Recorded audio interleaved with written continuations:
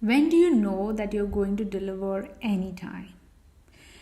This is such a subjective question, and this is a question which is asked to me by my patients, by their relatives, and everyone who is worried and supporting the patient.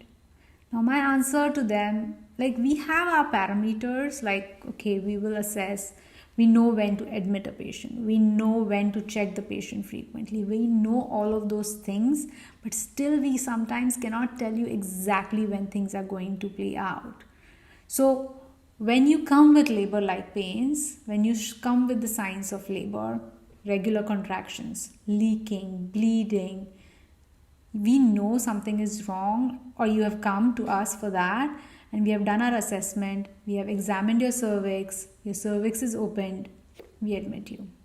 Or we do a CTG, we check if the baby is managing with all these pains, and the baby is fine, but we see that you're contracting regularly, we admit you. We see that you're too much distressed with pain. We see something is wrong, like you can't probably handle it at home, you're too scared, you don't have that kind of support system. We admit you.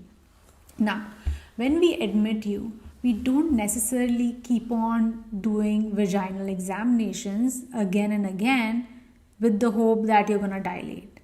We don't want to do that, because the more we examine you from down, the more risk of infection going to your uterus and then to your baby, which is not something which we want ever.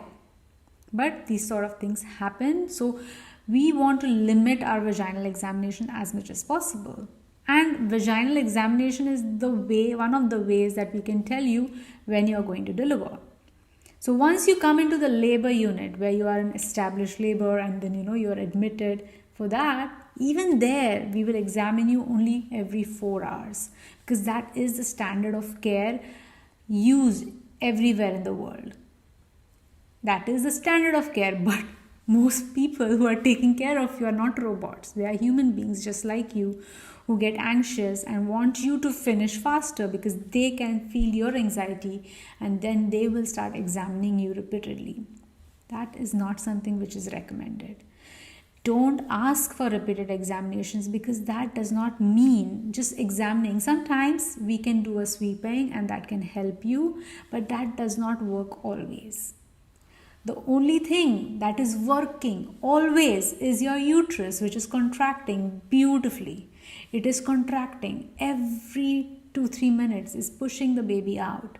If you're scared of the pain, ask for pain relief. There are so many pain relief options available, and you can get all of them if you just ask for it. And if you are with that sort of facility which provides you with all those options. So if pain is something which you're worried about, get the pain relief.